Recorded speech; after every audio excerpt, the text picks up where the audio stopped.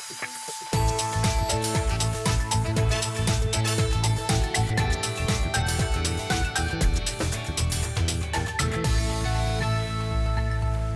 het is dinsdag 9 december. Welkom bij Biend. Miljoen-economie-verslagjouwer Gerrit de Boer over de malaise bij de NDC Media Groep. Voedingszaakkundige Sanne de Ree die onderzocht hoe zoen een pakket van de voedselbank nou krek is.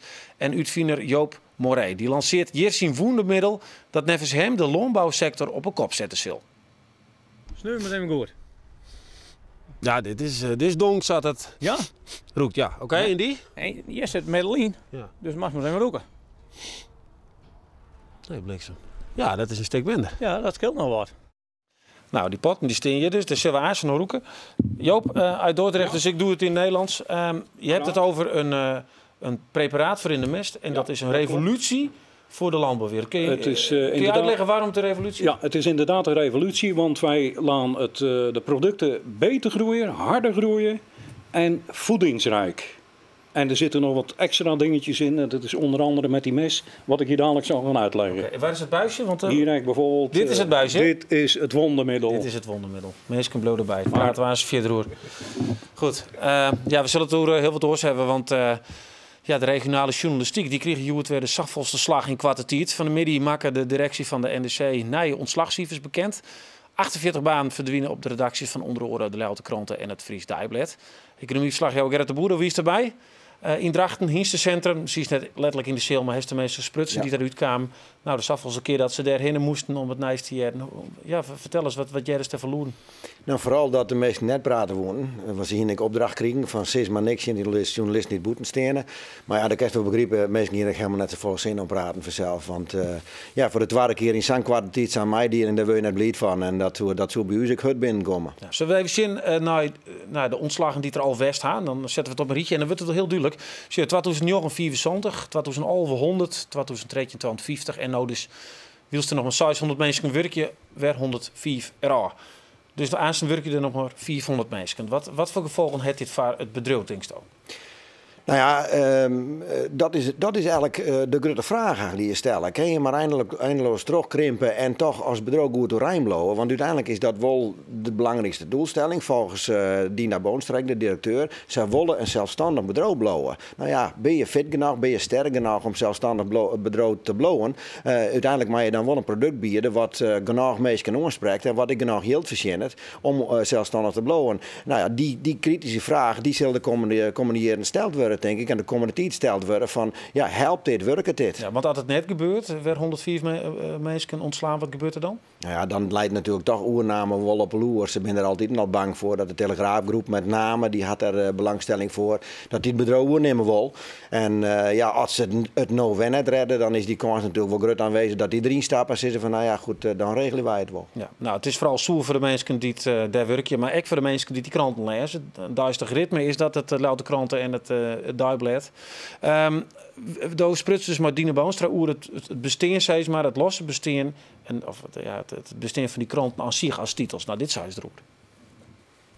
Ja, ik heb überhaupt niet de intentie om aan de titels wat te doen, want we hebben 3 hartstikke mooie titels. Betekent dus uiteindelijk dat in ieder geval deze kranten alle 3 wel een eigen redactie blijven houden? Ja, dus er blijven 3 titels en we werken nu natuurlijk al op een aantal fronten samen. Hè, dus we hebben al algemene onderwerpen die in ieder geval door de Leeuwarden Krant en Dagblad van het Noorden gedeeld worden. Is het nog mogelijk dat straks van bijvoorbeeld die 2 Friese titels 2 verslaggevers naar 1 evenement gaan, nog 1 bij 1 gebeurtenis gaan? Nou, weet je, dat hangt heel erg af van het soort evenement. Van als het een evenement is waar je het onderscheid wil maken tussen het Fries Dagblad en de Leeuwarden Krant, dan moet je dat doen. Bij sommige voetbalwedstrijden kan ik me voorstellen dat dat niet nodig is. En bij sommige andere voetbalwedstrijden kan ik het me juist weer voorstellen dat het wel zo is. Ja, Gerrit kan het gaan, hè? Perilien wat een sprutsen, hè? Een Dagblad-journalist en een Leeuwarden Kranten-journalist die hetzelfde doen. Nee. En nou is het al een optie. Ja, dat is absoluut zijn. Dat is natuurlijk wel een culture shock. Vooral ik voor die mensen bijvoorbeeld voor het Fries Dagblad, die het oergang binnen mij het behoud van de eigen kranten. En dat komt natuurlijk nogal wat onder druk te staan. Want zij zei dan of ze moeten hun nog meer onderscheiden, nog meer hun eigen identiteit zien litten. Maar ja, goed, zij hier natuurlijk het gevoel dat ze dat op alle vlakken doen. Nou ja, sport we dan neemt, cultuur, kan ik me voorstellen, politiek. Maar dat betekent dat Gerrit Klooster, want die zit zit dus bij een wedstrijd van Cambuur en die maakt dan niks schreeuwen voor het Dagblad. Ja, ik denk dat het die kant wel uitgaat. Dat zal in ieder geval pensioen worden, zoals zij zei. Dus ja, er zal vaker in je sportverslaghouder en waarschijnlijk wel heel vaak in je sportverslaghouder bij een wedstrijd zitten. Ja, wat zult dit teweeg brengen, Dirk, op die redactie, denkst?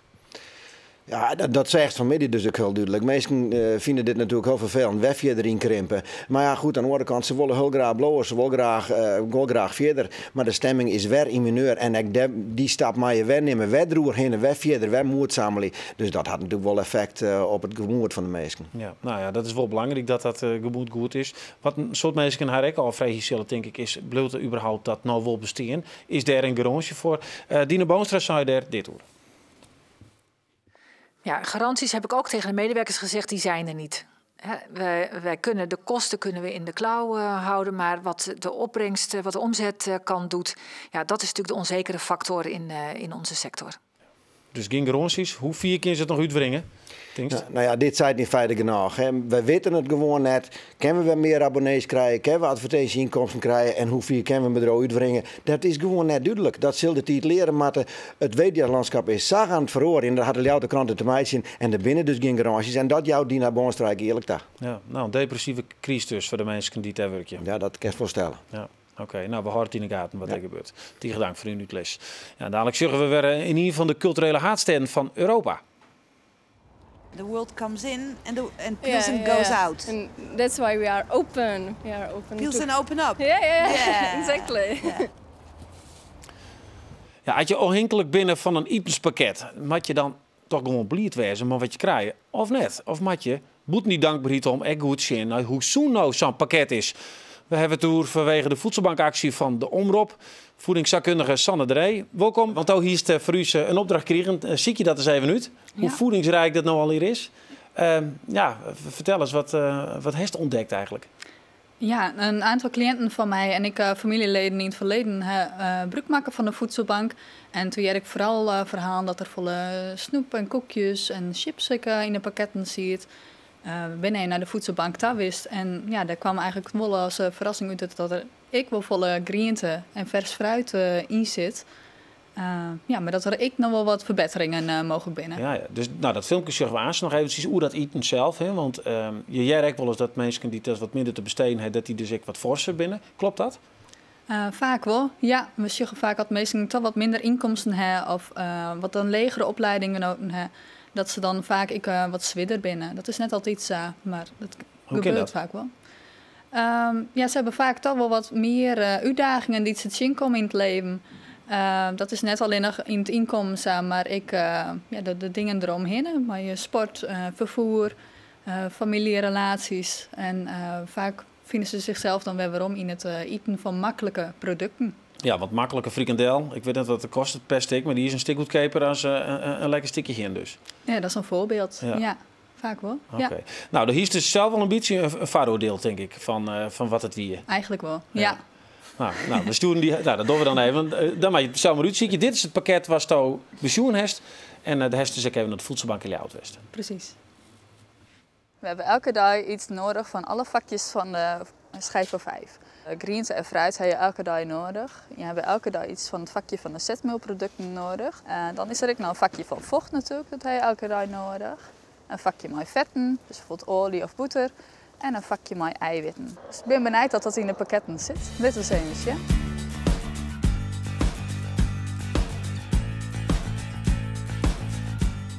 Ik heb een pakketkring van de voedselbank om je mee te laten wat er al in zit. Dit is een pakket voor 12 jouw persoon en je met zo ongeveer 2 weken lang moet aan. Nou, we hebben hier wat witte ballen, wat stokballen. We hebben hier wat groenten, we hebben wat toastjes, we hebben jippels, wat vocht, cranberries, wat vlees hebben we nog, zuivel en olie. Nou, het valt mij vooral op dat er een boel groenten en fruit is en met name ik vers fruit en verse groenten. En ik ben natuurlijk hartstikke gezond, maar ja, wel wat lastiger te bewaren. Van alle vakjes van de schijf van 5 zit er wat in. Er ben ik wel koekjes en andere dingen die het erbij pakken kunnen. Die wel wat minder gezond binnen, maar ik wil ze nou en dan erbij maaien. Ja, Sanne, dat jij direct bij toch eens even lekker een stukje koek of zo, of een chipje of net? Ja, dat ik. Ja, maar dat is natuurlijk net de basis voor de hele dag. Ja, zodat ik ze krijg ik al uitlaaien, hebben we eigenlijk van al die vakjes van de schijf voor 5 elke dag wel wat nodig. En dat is vooral de basis. En ja, de koekjes bijvoorbeeld, dat is echt extra. Ja, Joop, als je dit nu zo ziet, zo'n voedingspakket, zou je het er 2 weken mee kunnen doen? Nou, 2 weken, dat is wel een beetje kort, denk ik, hoor. Er zit veel zoetigheid bij, zie ik. Ja, wat zie je dan? Ja, laat maar zeggen, die cookies. En, kijk, het moet gezond. Wij zijn ook met gezonde producten bezig. Dat is de basis. En daar moeten we naartoe gaan werken, voor iedereen. Ja, maar als je nou zegt, dan jou een cijfer qua gezondheid? Dat is lastig. Ja, het is, ik lastig in te schatten voor wie dat gebruikt wordt. Het is voor 2 à 4 mensen, voor 14 dagen, 2 weken. Ja, het is denk ik wel een voldoende, een size of een zoon misschien. Wat zou er nog beter kunnen? Nou, wat we vooral zeggen is vlees dat er wel in zit, maar dat er bijvoorbeeld geen vis in zit. Dus ik denk, nou, dat is een belangrijke voedingsstof voor het lichaam. Dus ja, bijvoorbeeld vis wat vaker, wat meer vezelrijke producten zoals volkorenpasta en zilvervliesrijst, volkorenballen. Ja, en misschien ook wat gezonde tussendoor. Ja. Nou, want we hebben even bij de voedselbank in Ljouwert en die zeiden van, nou, dat doggen wij. We hebben hier echt mensen, diëtisten, die het zeggen, nou, van, wat er wel eens wat volkoren ries in. Maar ja, je moet, denk ik wel eens gewoon denken, nou, ik ben dankbaar voor wat ik krijg. Of moet je dan toch kritisch blijven? Hoe zegt dat? Ja, natuurlijk mag je altijd dankbaar wezen, maar ja, ik altijd even kritisch zijn van, hé, wat zit er nou eigenlijk al voor mij bij? En ik denk dat ik misschien wel een stukje educatie helpen kan voor de vrijwilligers die helpen bij de voedselbank. Om mensen te helpen om een mooi pakket voor die familie, dat gezin samen te stellen. Nou, Gerrit pakt die banaan. Dus wat lach genoeg ook zeggen. Donker. Ja, die begint bij u voor het Jeskafet. Die ben van mij dat zeggen. Die zei ja, dit. Dat mogen we niet meer. Ja, het is misschien wat minder gezond, maar je kan ze nou heerlijk bakken. Bakken, oh, nou, dat is dan een tip. Wie krijgt nog even in de studio hier en door verder? Toen kwam stek maar een pakket. Ja, precies. Waarom is dat mooi nou? Ja, ik denk, we zijn hier samen mooi bezig om mooie producten voor de meesten van de voedselbank bij elkaar te krijgen. Daar kan ik zelf natuurlijk een actieve bijdrage. Ja, nou, en we hopen dat er nog volle meer mensen komen, want dat kan ik alleen maar oproepen. Kom je naar de studio, had je wat hebben, had je steeds een pak ries, of misschien nog wel volle meer. Ik bedenk een actie en nog een lietse oorlogweekend om dat hier te brengen. We zitten op de wacht, Gerrit, hè? Ja, absoluut. Het is nou al gezellig. Nou ja, liets denk ik wel los. Want ik ben altijd van alles wat zoere producten, yoghurt en dat soort dingen. Dat kan je eigenlijk toch haast eindeloos bewaren. Ja, of nee, dat wordt haast net verkeerd. Nou ja, daar zit ik een datum op. Dat kan wel bejaren natuurlijk. Er zitten bijvoorbeeld in yoghurt wel melkzuurbacteriën. Die kan wel te volle worden. Werd er op budget. Hij heeft toch wel eens een pak yoghurt dik in de koelkast in? Ja, ik pest er altijd mee gemaakt. Dus. Nou, succes ermee. En fijn dat Steven Uitlaan heeft wat we met dwang kennen. Ja, in de rand van Ljouwert 2018 reizigen verslagjouwers van Omroep Friesland en de Ljouwerter kranten terug Europa bij zo'n oren culturele haardstedendel. Simone Scheffer die ging naar Pilsen in Tsjechië, want op 17 januari beginnen derde activiteiten. En de onrin derde dat ging net heel goed.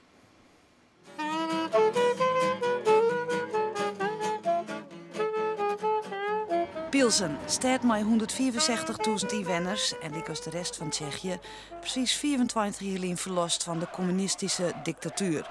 Maar de fluwelen revolutie waren de machthebbers verdreun. Daarna kwam er altijd meer kleur in de stad. En takom hier is Pilsen culturele haardstad van Europa. Een van de projecten is een fototentoonstelling over het karakter van de Pilseners. The project combines academic approach with community art. Our main aim and goal is to present collective identity of Pilsen through family photograph, family pictures. Een project dat mij enthousiasme dienen wordt, maar net elke nien is positief. Er gie ik een protte mis in de organisatie en dat jouwt cynisme. There was a lot of promises. Here's all the breweries, Svetovar. It will be a great alternative factory for culture. Nothing. It will be a great gallery here in the center. Nothing. The only project here was made, the new theater but it's so strange because a lot of people don't like this. Yes, so it's a good idea, but bad done. Dat het net goed gaat is wel duidelijk. Het is een hele tour om 4 weken lang een team bij elkaar te houden en ook nog eens heel iets minder hieltijd beschikking te krijgen. Our planning was cut several times, so we needed to reduce the number of projects that we can realize next year. Peter Forman stapte Verline hierin als artistiek leider om de boel weer op de rails te krijgen. Hij is realist, maar bleef ik optimistisch. You must work simply with the conditions you have, you know. You take the paper and you just do this, you know. What can you do? You can first cut 10%, take a little things from each of the project, no problem. But you can't do it 50%. But maybe what is positive, that it makes you think more precisely what to throw away and what is really important. En hij wordt stiepen terug de Guardian Angels. Lucia is er een van. Ze had een protte nocht om dat culturele hier. Okay, next year I will help with events that will take place here, and I will just do what I will be asked for. Yeah. What would you like to do? What's the most? Everything, to see everything, to be everywhere, to see everything. Yeah.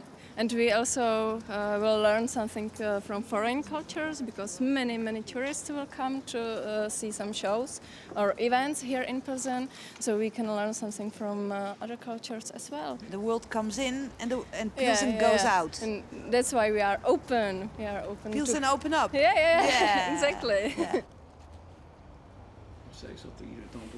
Ja, daar weekend ken je de volslijne documentaire van Simone Scheffer op Pilsen Sjen. Dat is bij ons dan op de televisie. En ook in de Leeuwarden kranten is dan het verslag te lezen. Ja, gas groeit er hegen van, kei weer zoener, jouw meer molken en de gewaaksen groeien als kool kwart zijn. Het klinkt al hier te mooi om weer te wezen. Toch binnen de 26 Friese boeren die het wondermiddel van Joop Moré broeken. En ze zijn heel erg positief. Nou, hier aan tafel belipje we de productlancering van het middel dat nevens de makkers de longbouw het veroordeeld. Nou, Joop, dat is toch heel wat hoor, wat hier nu beweerd wordt. Dat klopt. Moré Minerals is volop in de onderzoek ermee. Wij hebben diverse dingen naar voren gehaald en dat is onder andere de mais laten groeien, de aardappels laten groeien, het gras laten groeien. Ik heb 2 soorten meegebracht. Ja. Dit gras is 7 jaar oud. Zullen we eerst even beginnen maken met dit? Want dit is de heilige graal, hè? Dit is het product. Ja, dit is een flesje met wat zit daarin? Dat is een mineraal wat niet meer eigenlijk op aarde beschikbaar is. Het is een natuurlijk mineraal. Ja. We kunnen dat gewoon drinken. Het is nog gezond voor je donder ook. Maar wat zit erin? Alleen maar mineralen? Een mineraal wat gewonnen is uit water. Nou, dat is heel bijzonder. En alles draait ook om water. De hele aarde draait om water. Het groeit er ook door. En dat heet osmose. Wat heb ik nou gedaan? Ik heb dus het mineraal gelokaliseerd. Je mag het ook in je glaasje doen. Nou, dat doe ik dan straks aan de uitzending wel even. Ja, want dan kunnen we de ambulance bellen voor je. Nee? Het doet hele bijzondere dingen. Het geeft de osmose van de plant weer terug. En de osmose van de plant, dat is een scheiding. Dus dan krijgen we ionwisseling. Door de ionwisseling, dan gaat de plant andere mineralen uit de meststof halen. Die gaat hij benutten. Oké, want u heeft dit ontdekt. Laten we beginnen met het begin. Nou, dat is in 2001 kwam dat naar voren in water. En dan ga je toepassen. Je gaat zoeken, wat kan je ermee gaan doen? Nou, daar zijn diverse processen in geweest. Wij wouden het ook gaan toepassen in een zwembad om mensen met huidziektes gaan behandelen. Dat ken ook nog, maar daar wil ik helemaal niet over door. Want dan wordt het we gaan naar die mest. We gaan naar het mest. We gaan naar het mest. Nou, wat gebeurt? Je doet dat in de mest. De mestkelder die stopt met het vergisten. Hij gaat namelijk tot rust komen. De temperatuur die zie je teruglopen en de geur gaat eraf. Wat is die geur? Dat zijn bacteriën, die laten allemaal winden en dat is dat ammoniakgas. Dus je krijgt een positief resultaat. Je bent zelf bij die boeren geweest, je hebt het geroken. Ja. We kennen het dadelijk nog geruiken. Proeven willen we het maar niet gaan doen, want dat weet ik niet of dat moeten we niet doen, nee, zeker. Nee, maar proeven. Dan merk je gewoon van de uitstoot is weg. Dus die koeien die staan boven die mestput en die hebben ook geen dampen meer. En dat heb je wel eens meer gezegd. Je hebt lachende koeien. Die koeien die zien er goed uit. De vacht die ziet er goed uit. Mooie glanzende ogen. Een natte neus. Dus de stikstof-ammoniakuitstoot is volledig helemaal weg? Helemaal weg. Maar daar is het product niet voor ontwikkeld. Het product is ontwikkeld om te laten groeien. Dus die mest, daar zit het uiteindelijk in? En daar blijft het in. Ja. En die wordt waardevol. Die boeren die het gebruiken, die hebben een mestput liggen. Die is gewoon duizenden euro's waard. Waarom? Je rijdt uit op het land. En je ziet binnen 3 weken zie je resultaat. Dit gras is 3 weken oud. Laten we het gras erbij pakken. Ja. Dit is 7 jaar oud, dat gras. En dit gras is 3 weken oud. En wat is het verschil? Het verschil? Nou, dat kan je toch duidelijk zien, hè? Ja, het is groener. Groener. Het is dikker. Waardevoller. Smaakvol. Maar dit gebeurt nadat dit er overheen gekomen is? Erin. In de mest? In de mest. Het moet ook duidelijk in de mest gedaan worden. Ja. Nou, ik ben dus naar die boer geweest.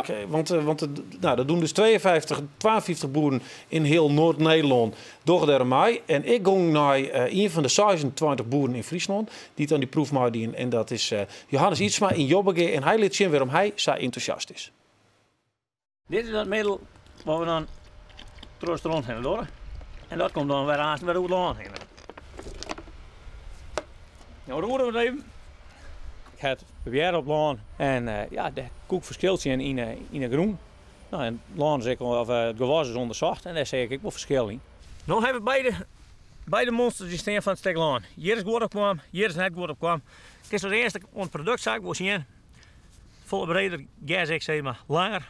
En dit is kwatter, het is wat stokkerig. En als we scheuren, we draaien beide om. Van hier ben je al aan wieten. Hier steek je ze van. Met de haarpunten. En dit ben we wat uitgegroeid. Ja, dat is een andere kleur. Je kunt het zien. Ja, die gas daar krijg je er meer opbrengst van. Dat heb ik wel. Het gas wordt vol griener, het donkerder. Zat het over het lang bracht wie dat koesje die stront die wie maar daar is wie zei wie die voor. Kijk wel twijfel. Ik denk van ja, zo wordt wel weer wijzen, maar ja, ik heb mijn eigen visie van hoe dat in de groen sageert. Dus ik zou dit wel zetten, dit spel. Nou, dan moet het nou zo ongeveer klaar wezen naar een Jellehoeken. Hoe lijkt het? Dit potje, hier zit het middel bij in. En dit is zonder. En dan mag je eerst maar zonder maar even roeken. Als dan ik wat rookst of net wat rookst. Oké. Snuur maar even goed. Ja, dit is donk zat het. Ja? Roekt, ja. Oké, en die? En hier zit het middel in. Ja. Dus mag maar even roeken. Nee, bliksem. Ja, dat is een stuk minder. Ja, dat scheelt nog wat. Dus daar is het wel verschil in. Ja, Gerrit, die is nog ontroeken. Gerrit, nee, proef op een som. Dit is de pot zonder het middel erin. Oh. Roek eens. Is dat zeker? Ja, nou, ja, zeker weten. Dit is er ook veel sterker. Ja, alleen daar zit een soort chemische geur aan. Een soort, ja. Nou, ik vind hem beide sterk ruiken, Joop. Nou, dan gaan we de smaaktest doen. Nee, we gaan geen smaaktest doen. Maar nu even naar, want kijk, dit is heel wat, hè, wat je zegt. Revolutie, ja. Aardappelen zijn beter, mais hoger en groter. Dat zeggen de boeren die ermee werken ook. Ja. Een aantal boeren zeggen van nou, niet. Ik merk het niet, nee. Laten we eerlijk zijn. Er zijn ook boeren die het niet hebben. Maar nu wil je de markt op. Ja. Vandaag is de productlancering van jouw Moray MFA, Minerals. zo heet het. Ja. Moray Minerals. Kijk, het is, dus iedereen kan het nu kopen. Maar wat is je plan ermee? Nou, het plan is gewoon om een betere landbouwproducten weer op de markt te gaan zetten. Nederland weer terug in het landbouwgebeuren te zetten. Betere kwaliteit, gezondere dieren en een gezonde portemonnee voor de Maar boeren zijn veehouders. natuurlijk niet gek, hè? Boeren die zeggen, oké, prima, kom maar op met dat wetenschappelijke bewijs. Waar is dat? Wetenschappelijk, dan kom je bij andere instanties terecht waar ik het niet naartoe wil gaan brengen. Maar heb je het wetenschappelijk getest? Wij hebben dat natuurlijk uitvoerig wetenschappelijk getest. Wij zijn van 2001 zijn we hiermee in de weer. Kijk, hier heb ik bijvoorbeeld die aardappels. Dat is een geblesseerde aardappel. Ja? Normaal gesproken, als je naar de supermarkt gaat, je haalt de aardappel op, dan zit er wel eens een stinkend in de zak. Nou, die ruiken vies, hè. En die zijn sponsig, die zijn zacht geworden. Deze aardappel, die had eruit gemoeten. En die is gewoon meegekomen in het product. En die krijgt van nature een soort beschermkostje. Ja. Dus hij beschermt ze eigenlijk. Toch wil ik, want ik heb ook mensen gebeld die zeggen van ja, klinkt allemaal fantastisch, revolutie. Maar is er ook bijvoorbeeld, het is voedselveiligheid. Heb je daar aan gedacht? Is er een bewijs dat dit veilig is? Er zijn alle soorten onderzoeken in laboratoriums, en die lopen ook. En daar zitten streefgetallen in. En wij schieten gewoon met de goede elementen, schieten we er gewoon over de streefgetallen heen. En dat betekent, wanneer je, laten we zeggen, een kuilvoer hebt, hij blijft kwalitatief blijft hij beter. Dan nemen we, laten we zeggen, de mais. Ik heb hier ook de 2e, 3e en 4e kolf meegenomen. Dat ken je helemaal niet. Nee. Dat is onmogelijk. Toch groeit dat bij ons eraan. En die zijn weliswaar wat kleiner, maar die zijn toch waardevol in de eiwitten, de suikers en andere mineralen. Waarom wil je het niet testen bij de universiteiten? Waarom wil je hun dat? Waarom zou ik die... Kijk, die universiteiten die hebben al 60 jaar geen openbaring gegeven aan bepaalde mogelijkheden om die veehouder, CQ, het resultaat te gaan verbeteren. We blijven allemaal maar doorsukkelen op hetzelfde gegeven. Nou, vertrouwt ze niet.